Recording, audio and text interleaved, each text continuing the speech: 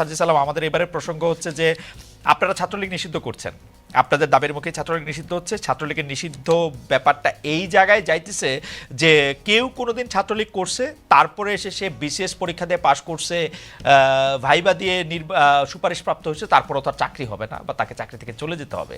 এইটা কি খুব ন্যায় বিচার বা বৈষম্য বিরোধী কোনো কিছু হচ্ছে?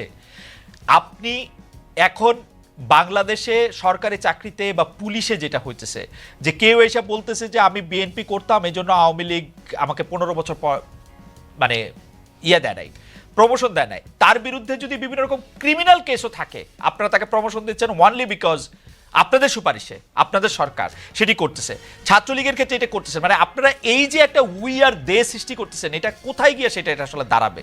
মানে বাংলাদেশ কি হুতু টুটসির মতো দুইটা জাতি এরকম পরিণত হবে, একজন হুতু একজন টুটসি এরকম? ভাই, আপনাকে হচ্ছে যদি একদম স্পষ্ট করে বলি, আপনি এই দেশে থেকেছেন, দেশের বিভিন্ন সিস্টেম দেখেছেন, আপনি দেখেছেন আমলাতন্ত্র কিভাবে কাজ করে, রাজনীতি কিভাবে কাজ করে। মানে প্রথম কথা হচ্ছে, আপনিও যখন একদম সাধারণ সকল মানুষের মতো বলেন আপনারা, তখন এটা আসলে আমাদেরকে আবার ভাবায় যে ও আচ্ছা, আমরা আসলে কারা? আমরা কি এই মুহূর্তে আসলে আমলাতন্ত্রের কোনো বড় আমলা, নাকি আমরা কোনো মন্ত্রী, না কোনো উপদেষ্টা, না প্রধান উপদেষ্টা?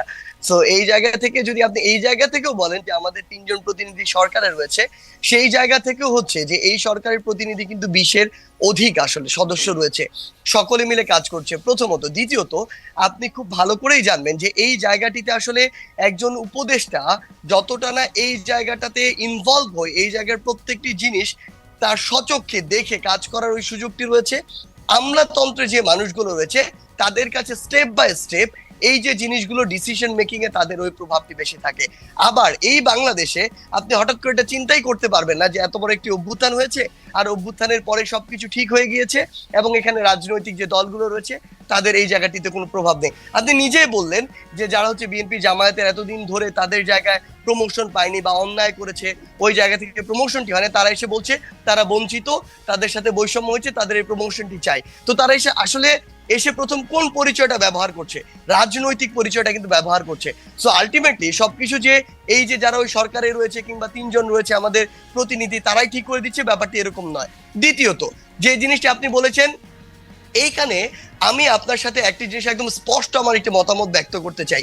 ছাত্রলীগ নিষিদ্ধ হওয়ার পূর্বের কথা যদি বলি, ওই টাইমে পুরো সময়টিতে যে ছাত্রলীগ বিগত 16 বছর ধরে একটা আলাদা রকম তাদের নৈরাজ্য চালিয়েছে, সেই টাইমে আওয়ামী লীগ যখন ক্ষমতায় ছিল, তখন যদি তারা এটি বলতো যে কেউ একজন বিএনপি করে বা জামাত করে বলেই তাকে কোনো একটি পদে, পুলিশের পদে হোক, বিসিএস এর যে কোনো একটি জায়গায় হোক, তাকে নিয়োগ দেওয়া যাবে না, তার গেজেট বের হবে না, প্রকাশিত হবে না, এটি আমার জায়গা থেকে আমি কখনোই সমর্থন করি না, যদি না তার বিরুদ্ধে কোনো এরকম ফৌজদারি মামলা কিংবা অন্যায় অপরাধ এসবের কোনো তদন্ত সাপেক্ষে অভিযোগ এবং প্রমাণ থাকে।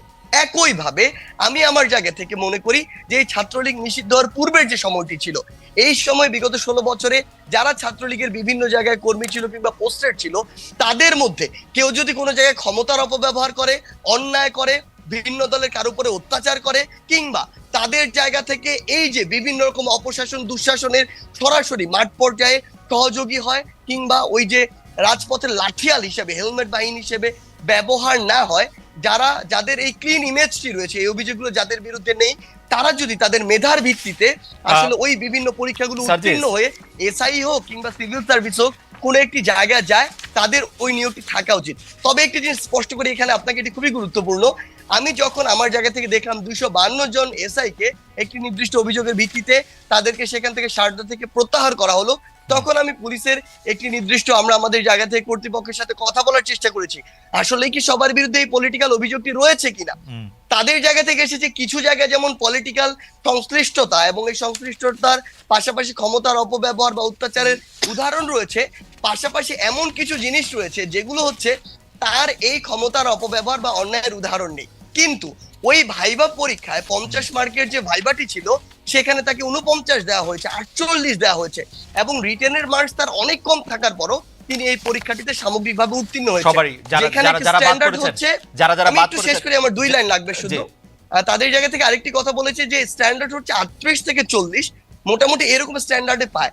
কেউ দেখা গিয়েছে যে কাউকে অন্য দলের একটি পরিচয় আগে থেকে পাওয়া গিয়েছে, তদন্ত সাপেক্ষে বা গোয়েন্দা রিপোর্টের ভিত্তিতে তাকে দেওয়া হয়েছে ভাইভাতে 50-এর ভিতরে 10-15, তার রিটেন অনেক ভালো হয়েছে, কিন্তু এরকম দেওয়া হয়েছে। ওকে, তো এই সামগ্রিক বিষয়গুলো তারা তাদের জায়গা থেকে পর্যবেক্ষণ করে এই সিদ্ধান্ত দিয়েছে। কিন্তু তারপরে যদি এখানে কোনো রকমের বায়াসনেস থাকে, আমরা আমাদের জায়গা থেকে অবশ্যই বলবো, সেটি আমরা সমর্থন করি না।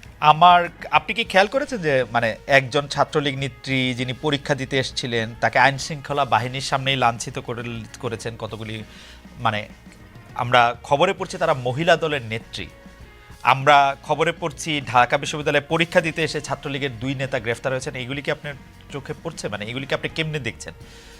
ভালো লাগছে আপনার? দেখুন, না, প্রথম কথা হচ্ছে যে পূর্বে ঢাকা বিশ্ববিদ্যালয়ে ছাত্রলীগ করেছে।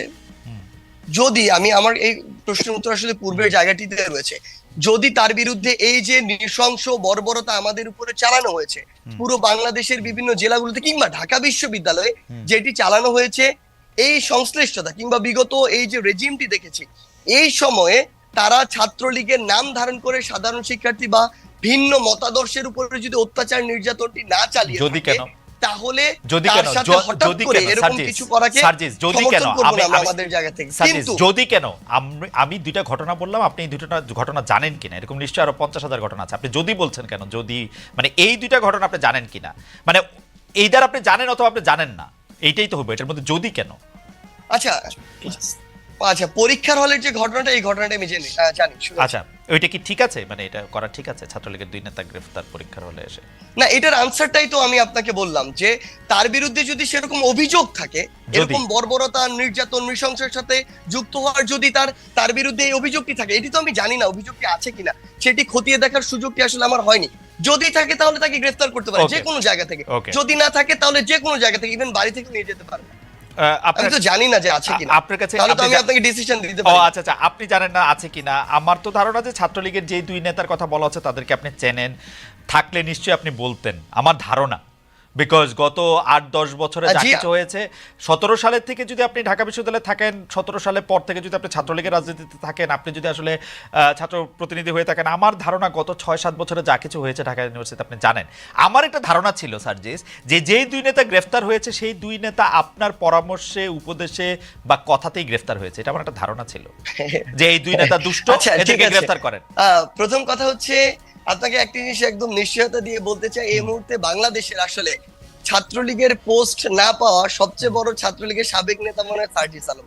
কারণ আপনি আমার পুরো এই বিশ্ববিদ্যালয়ের মানে যদি জার্নিটা দেখেন, কোথাও আমার কোনো হল বলি, সেই জন্যই তো আপনার ক্ষোভ থাকতে পারে, সেই জন্যই তো আপনার ক্ষোভ থাকতে পারে, সেই জন্যই তো আপনার ক্ষোভ থাকতে পারে।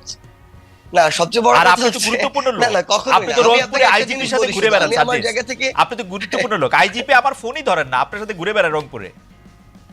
না না, কখনোই না, এটা আপনি এভাবে কখনোই বলতে পারেন না। কোন দিক থেকে? সেটি হচ্ছে আমি সেখানে সার্জিস আলম বৈষম্যবিরোধী ছাত্র আন্দোলনের সমন্বয়ক হিসেবে যাইনি, আমি জুলাই শহীদ স্মৃতি ফাউন্ডেশনের সেক্রেটারি হিসেবে গিয়েছি। কারণ তারা সেই জায়গায় শহীদ পরিবার এবং আহতদেরকে ফান্ড দেওয়ার যে প্রোগ্রামটি, সেই প্রোগ্রামে গিয়েছে। তারা সেখানে আমার শহীদ বীর ভাই তারা আবু সাইদের বাসায় গিয়েছে। এর বাইরে তারা কিন্তু আরো একাধিক প্রোগ্রাম করেছে, তার কোনোটিতেই কিন্তু আমি যাইনি। তো আপনি এটি কখনো বলতে পারবেন না যে আমি আইজিপির সাথে ঘুরে বেড়াই। ক্লিয়ার কথা।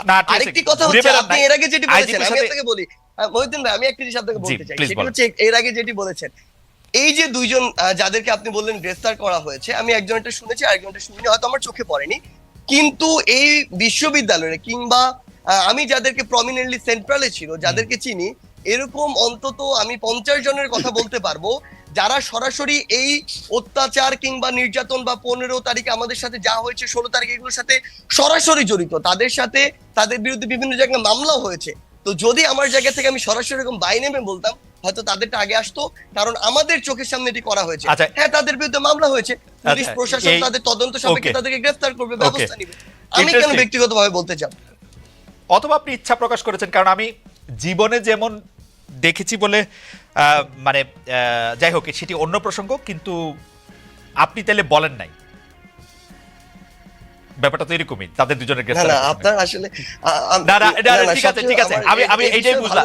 আচ্ছা, মহিউদ্দিন ভাই আপনাকে এখানে একটা ছোট আর্গুমেন্ট দেই, দেখেন আপনি যে এটা রিলেট করতে পারবেন। আর্গুমেন্টটা আমাকে শুধুমাত্র ধরেন, না আর্গুমেন্ট একটা ছোট জাস্ট ইনসাইট, সেটা হচ্ছে যে মনে করেন আমাকে শুধু পোস্টটা দেয় না, এই কারণে যদি আমার রাগ খুব এরকম হয় যে আমি তাদেরকে ধরিয়ে দিব, তাহলে যাদের উপরে ভিন্ন রাজনৈতিক মতাদর্শের কারণে এরকম অত্যাচার হয়েছে, নির্যাতন হয়েছে, হামলা হয়েছে, মামলা হয়েছে, আমাদের আসিফ কাদের জেল খেটেছে, হ্যাঁ। তাদের কি পরিমাণ ক্ষোভ থাকার কথা? অবশ্যই ক্ষোভ তারা থাকার কথা কতজনকে গ্রেফতার আছে তো করার কথা? তাহলে তাদের না আছে পুলিশ আছে আগে থাকার আছে কথা। আছে